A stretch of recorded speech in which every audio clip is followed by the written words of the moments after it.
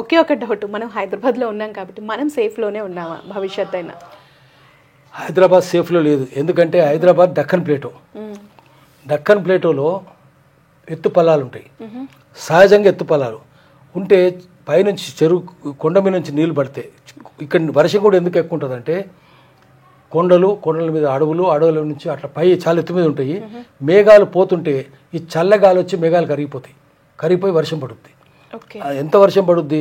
Even ఇప్పుడు శ్రీకాకుళం చూసుకుందాం, Deccan Plato కాదు కానీ అట్లాంటిది 9 నదులు ఉన్నాయి. గోదావరి చూసుకుందాం, ఆదిలాబాద్ తీసుకుందాం, 5 నదులు, గోదావరి, ప్రాణహిత, పెన్గంగా, కడెం, వరద నది. వరద 14 వాగులు, నల్లవాగు, సలివాగు, శుద్ధవాగు, పెద్దవాగు, వట్టివాగు, స్వర్ణవాగు, తాటితొర్రవాగు, సాత్నాలవాగు, సాత్పురవాగు, అట్లా 14 వాగులు, 8 జలపాతాలు, పొచ్చెర జలపాతం, ఒక్క ఆదిలాబాద్ జిల్లా పొచ్చెరకు జలపాతం, కుంటాల జలపాతం, నల్లగొండం జలపాతం, గాయత్రి, కోర్టికల్లు జలపాతాలు. ఇంత జలసంపద ఎందుకుంది అక్కడ అంటే అక్కడ ఒకటేమో వెస్టర్న్ ఘాట్స్, ఈస్టర్న్ ఘాట్స్ ఉన్నాయి. రెండవది సాత్పుర పర్వత రేంజ్ ఉన్నది. దానికి తోడు ఎత్తు మీద ఉన్నందువల్ల, కొండల మీద ఉన్నందువల్ల వర్షాలు ఎక్కువ పడుతున్నాయి. ఎత్తు మీద ఉన్నందువల్ల ఆ వర్షాలు పడ్డాయని కింద ఒక చెరువు ఫామ్ అవుతుంది. ఆ చెరువు కింద అది సరస్సు అనుకుందాం, సరస్సు పొంగితే కింద చెరువు వస్తుంది. దాంట్లో వరుసగా గొలుసుకట్టు చెరువులు ఏర్పడ్డాయి. కాకతీయులు గొలుసుకట్టు చెరువులు ఎందుకంటే ఇట్లా పల్లంగా ఉన్నందువల్ల ఒక చెరువు ఇంకో చెరువు నిండిపోతుంది. వరంగల్ జిల్లా ఉంది, ఎంత ఒక చెరువు నిండితే ఇంకో చెరువు నిండితే ఇంకో చెరువు వరుసగా ఉంటాయి. సాగరం ఉందనుకోండి స్టేషన్ గన్పూర్ దగ్గర, అది నిండితే ఇంకో చెరువులోకి పోతుంది, అది నిండితే ఐలాండ్ చెరువుకి పోతుంది, ఐలాండ్ చెరువు నిండితే ఇంకో చెరువులోకి పోతుంది. అట్లా చెరువులు నిండిపోతాయి. ఈ చెరువులన్నీ ఏమైపోతున్నాయి? ఇప్పుడు మనం దాన్ని కాపాడుకోవాలి కదా, చెరువులన్నీ కొట్టుకుపోయే పరిస్థితి ఏర్పడుతుంది. అందుకని దాంట్లో ఎందుకు కబ్జా అవుతున్నాయి? హైదరాబాద్లో కూడా అన్ని చెరువులే కదా, వేల కొద్ది చెరువులు. తెలంగాణలో 46,000 చెరువులు ఉన్నాయి, 46,000 చిల్లర చెరువులు ఉన్నాయి పాత 10 జిల్లాల్లో. అన్ని వేల చెరువులు ఆంధ్రాలో ఎందుకు ఉంటాయంటే సముద్ర తీర ప్రాంతం, ఎత్తు పల్లాలు ఉంటాయి కాబట్టి రాదు. వర్షం ఎక్కువ ఉంటుంది కాబట్టి ఇక్కడనే వర్షం ఉంటుంది, ఇక్కడనే చెరువులు ఉంటాయి. సహజంగా కాకతీయులు దొవ్వించినవి అవన్నీ సరస్సులు ఏర్పడ్డాయి, తర్వాత చెరువులు ఏర్పడ్డాయి. ఇంత పెద్ద చెరువులు చూడండి. మనం ఈ చెరువు చూద్దాం, హుస్సేన్ సాగర్ చెరువు ఎంత పెద్ద, సగం కబ్జా అయింది కదా, సగం కంటే ఎక్కువ కబ్జా అయిపోయింది. ఇప్పుడు లేక్ వ్యూ గెస్ట్ హౌస్ ఉంది, లేక్ వ్యూ కూడా అది ఒకప్పుడు చెరువు, లేక్ వ్యూ దాకా రైలు పట్టాలు కూడా చెరువే. ఆ చెరువు అయిపోయింది. ఆ చెరువు అయిపోయినాక ఏమైంది? అవతలికి పోతే హుస్సేన్ సాగర్ తర్వాత చూద్దాం. ఇదంతా సగం కంటే ఎక్కువ సగం ప్రభుత్వం కబ్జా పెట్టింది. ఇప్పుడు చూస్తున్నాం కదా జలవిహార్ ఉంది, అది కబ్జానే. అది ఎట్లా ఇస్తారు మీరు? అక్కడ ఆకార పోచేకి ఇచ్చిన భూములేమో అని లాక్కుంటారు, బయట వాళ్ళకి ఇచ్చేస్తారు. ఎట్లా ఇస్తారు? హోటల్ ప్రభాకర్ రెడ్డి కూడా ఇచ్చారు కదా, హోటల్కి ఇచ్చారు. ఎట్లా కడతారు? హోటల్ కట్టుకుంటా ఆయన, ఇంకో జలవిహార్ పెట్టుకుంటారు, వ్యాపారాలు చేసుకుంటారు. అక్కడ మన పర్యావరణవేత్తలు ఏం చేసినారు? పివి నరసింహారావు సమాధి కడితే ఈ సమాధి ఎట్లా పెడతారని గొడవ చేసినారు. నిజమే, సమాధి దగ్గరికి ఎవరు పోరు, కానీ జలవిహార్ ఎట్లా పెడతారు, హోటల్ ఎట్లా పెడతారు? అది అడగాలి కదా. సమాధి దగ్గరికి ఏడాదికి ఒకసారి పోతారు, లేకపోతే లేదు. మరి దాన్ని తప్పబట్టిన వాళ్ళు దీన్ని కూడా తప్పబట్టాలి కదా. మరి ఏమైనా డబ్బులు ఇచ్చిరా మీకు?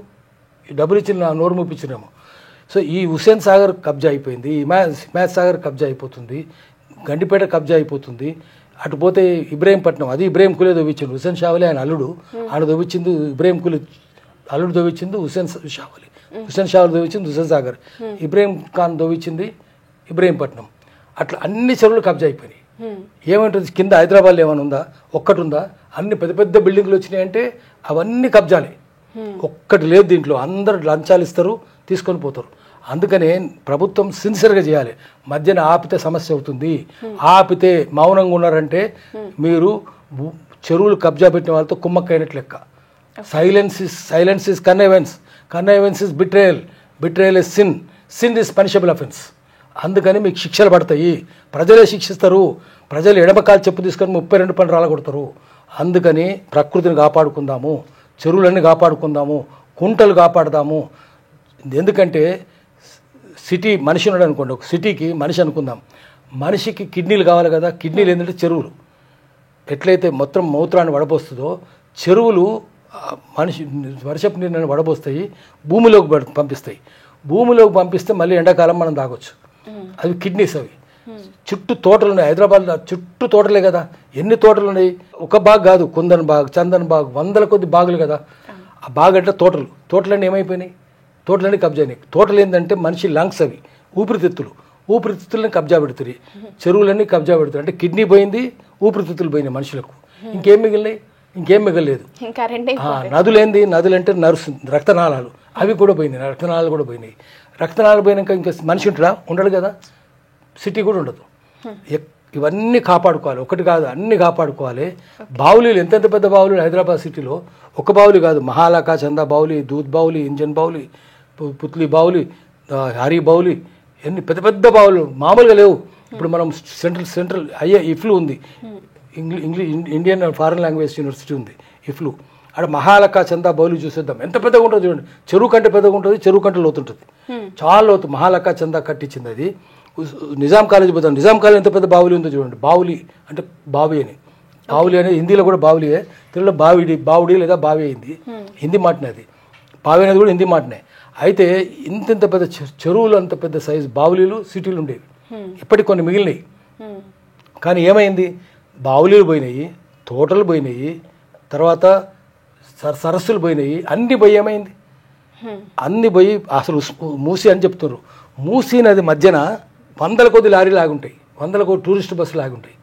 అంత కబ్జాలు పెట్టేసి లోపల అది సఫిల్, అది మోక్షగుండం విశ్వేశ్వరయ్య నిజాం చెప్తే వచ్చి దాన్ని లోతు పెంచి, మూసి లోతు పెంచి అటుపక్క ఇటుపక్క ఎంబ్యాంక్మెంట్ సఫిల్ అంటారు దాన్ని, సఫిల్ కట్టించిండు. రాతితోటి అందంగా కట్టించిండు. యువతలనేమో అటుపక్క ఇటుపక్క ఎవరు కబ్జా చేయకుండా రోడ్డు వేసి, రోడ్డు అవతల స్టేట్ సెంట్రల్ లైబ్రరీ కట్టించిండు, ఉస్మానియా హాస్పిటల్ కట్టించిండు, అటు హైకోర్టు, జజ్గి అంటే ప్రసూతి, జజ్గిఖానా, విక్టోరియా జనానా హాస్పిటల్ కట్టి, ఇవన్నీ కట్టి అందంగా చేసిండు. తర్వాత మిస్సిపి హ్యాంగర్ బస్ స్టేషన్ కట్టించిండు. ఇప్పుడు అవన్నీ దాటేసిపోయి మూసి లోపలికి పోయి సఫిల్ కూల్చేసి దాని లోపల మట్టి నింపేసి దాని లోపల లారీలు గీరీలు ఆపిట్టారు. ఎవరు ఆపినారు? అంత రాజకీయ నాయకులే, దొంగ రాజకీయ నాయకులే. అందుకని ఏం చేయాలి? దానివల్ల ఏమవుతుంది? వరదలు ఎందుకు రావు? వస్తాయి. అదే ఉస్మాన్ సాగర్, హిమాయత్ సాగర్ కట్టినందుకు నీ వరదలు వస్తలేమో కానీ వస్తాయి. రేపు వచ్చినప్పుడు ఏమవుతుంది? భయంకరమైన హైదరాబాద్ కొట్టుకోపోతుంది. మళ్ళీ పానీ ఆయో బాగోని 1970లో పరిగెత్తుకుపోయారు అందరూ. మళ్ళీ అప్పుడు రాలేదు కానీ పరిగెత్తుకుపోయారు. అట్లాంటిది ఎప్పుడైనా జరగవచ్చు. అందుకని ప్రకృతితో మనం చెలగాటం ఆడుకుంటే, ప్రకృతితో మనం ఆడుకుంటే ప్రకృతి మనతో చెలగాటం ఆడుకుంటుంది. రైట్. అంటే ఇప్పుడు నాకు ఒక డౌట్, హైడ్రా వచ్చేసి ఎలాగో ఈ చెరువుల పైన కబ్జాలు చేసి కట్టిన ఇళ్ళని కానీ వాటన్నిటిని కూల్ చేస్తుంది కాబట్టి ఇది ఇలా కంటిన్యూ అయితే హైదరాబాద్ని కాపాడుకోవచ్చు అంటారు? ఇది కంటిన్యూ అయితే కాపాడుకోవచ్చు. అయితే దాంట్లో ప్రభుత్వాలకు చిత్తశుద్ధి ఉండాలి, హైడ్రా కూడా చిత్తశుద్ధి ఉండాలి. మంచిగానే గట్టిగా చేసినారు. పేదోని జోలికి పోవద్దు, పోతే వానికి ఎక్కడో పునరావాసం కల్పించండి. రిలీఫ్ అండ్ రిహాబిలిటేషన్ ఇచ్చినాకనే పేదోడిని, వాడు చిన్నోడు కదా, వాడికి తెలియదు కదా, చదువు ఉందా, గుడి చేసుకున్నాడు, ఎప్పటి నుంచో ఉంటున్నాడు అక్కడ. వాడు వచ్చేసి కొనవయా నువ్వు, నీకు 500 రూపాయలు ఎప్పుడో ఇచ్చేటప్పుడు వాళ్ళనేమో మీరు ఖాళీ చేస్తున్నారు. డబ్బులు ఉన్నోనేమో వదిలేస్తున్నారు. ఎట్లా వదిలేస్తారు మీరు? నోటీసులు ఇస్తారు, నెల రోజులు నోటీసు ఇస్తారు, 2 నెలలు అయిపోతుంది, మీరు ఏం చేస్తలేరు, వాడు ముట్టుకుంటలేరు. పేదోన్నేమో తరిమేస్తున్నారు. తర్వాత వాళ్ళు నిజంగానే ఏమి లేదు, తిండి లేదు, గుడిసెల మీద రోడ్డు మీదకి వచ్చి బతకాలి. వాళ్ళు ఏం చేస్తున్నారు? అయ్యో మేము చచ్చిపోతామని ఆత్మహత్య చేసుకోవడానికి పెట్రోల్ పోసుకుంటే ఆ రోజు వాళ్ళని తరిమేసి లోపల పెట్టేసి వదిలేసి తర్వాత వీడు ఆత్మహత్య చేసుకునే ప్రయత్నం చేసిన కేసులు పెడుతున్నారు. మరి వాళ్ళ మీద ఎందుకు పెడతలేరు? వాళ్ళు మన బ్రీఫ్ కేసులు ఇస్తారా? మీరు బ్రీఫ్ కేసులు అంటే డబ్బులే, బ్రీఫ్ కేసులు ఇచ్చిన చూస్తున్నట్టు ఉంటున్నారు, ఏమి ఏను మీద కేసులు పెడుతున్నారు. అందుకనే ప్రభుత్వము చిత్తశుద్ధితో చేయాలి. మీరు మధ్యలో ఆపేయొద్దు, ఆపేస్తే మీరు ద్రోహులు అయిపోతారు. ప్రకృతి పట్ల ద్రోహం చేస్తే ప్రకృతి మిమ్మల్ని క్షమించదు. మనం చూసినాం, ఎంతమందిని చూసినాం. రాజశేఖర్ ఎట్లా చచ్చిపోయాడు మనం చూసినాం కదా. పివి నరసింహరావు శవం కూడా కాలేదు కదా, కాలిందా? లేదు కదా. రాజీవ్ గాంధీ ఎట్లా చచ్చిండు, సంజయ్ గాంధీ ఎట్లా చచ్చిండు, ఇందిరాగాంధీ ఎట్లా చచ్చింది. మీకు అధికారం ఉందని మేము ఓహో అని విర్రవీగితే ఏం మిగలదు. అందుకనే మీరు ప్రకృతికి దండం పెట్టండి, ప్రకృతి దండం పెట్టి ప్రకృతి చెప్పినట్టు చేయండి. అప్పుడు మీకు ప్రకృతి మన తల్లి, ఇసుక కూడా తీయద్దు. ప్రకృతి మన తల్లి, గంగా మన తల్లి, ప్రకృతి మన తల్లి. పురుషుడు అంటే దేవుడు. ప్రకృతి పురుషుల వల్లనే ఈ ప్రపంచం పుట్టింది కాబట్టి ప్రకృతిని కాపాడుకోవాలి, మన తల్లిని కాపాడుకోవాలి. మన కాళ్ళ కింద ఉన్న తల్లి. మామూలుగా ఏం చెప్తారంటే భూమి ఉంది, అది మనల్ని భరిస్తున్నది. ఎంత తప్పు చేసినా కూడా దాన్ని తొక్కినా భరిస్తుంది, ఎంత తప్పు చేసినా భరిస్తుంది. నువ్వు ఎంతకాలం భరిస్తుంది అంటే నువ్వు తల్లి భరించదా? చిన్న పిల్లాడు తన మీద కూర్చుంటే అట్నే భరిస్తుంది. కానీ ప్రకృతిని నాశనం చేస్తే మాత్రం ప్రకృతి కన్నెర చేస్తుంది. మనం మానవ జాతి ఎవడో చేసిన తప్పుకు తక్కిన వాళ్ళు కూడా బలవుతారు. Right. Thank you so much. నమస్తే.